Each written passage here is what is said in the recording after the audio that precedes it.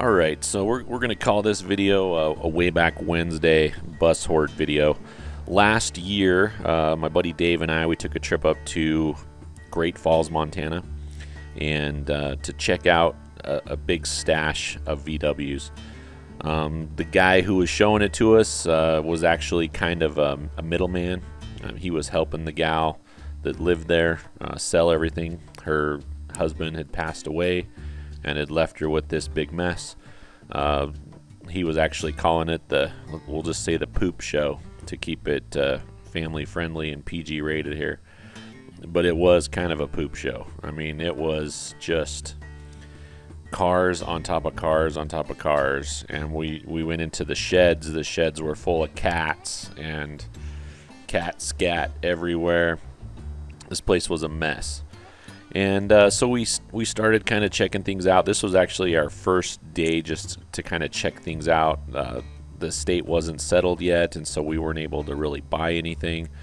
And so we just kind of did a hot lap through there with a camera, took a bunch of photos, and tried to figure out what it was going to take to get some of this stuff out of there, and whether or not it was really even worth it. Great Falls is about 6.5 hours away from Idaho Falls. So we kind of started crunching numbers on what it would take to get stuff down here, maybe what our options were. My big trailer that I have will haul 3 bugs, maybe 2 buses and a bug, but that's still a lot of trips, with a small trailer. We actually checked with Big Sky Auto Transport to see what they would charge us to run a truck. But most of these things were, obviously all of them were non-op, and most of them, were even missing like beams or transaxles, at least the buses. There were some cool vehicles in here, definitely some stuff that would have been cool to grab.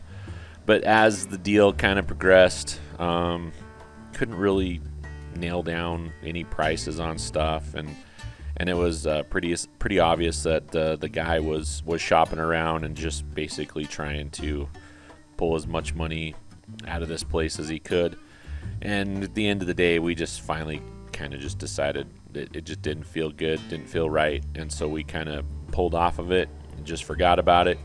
I believe most of this stuff has been picked up. I know I've seen a lot of Montana guys posting different vehicles that they've pulled out of this yard. And so I believe most everything got saved, and I don't know that I've seen any of these back on the road yet, but at least for the most part, they got saved, they got pulled out of there. But this is yet another example, guys, that just when you think everything's picked over and there are no more, big stashes of Volkswagens to find, there are still many finds to be found out there, and this is just one of them. Unfortunately, the circumstances just weren't quite right for us to really roll in there and get a good deal on everything. But there it is, guys. Hope you enjoyed it. We'll catch you later. Thanks for watching.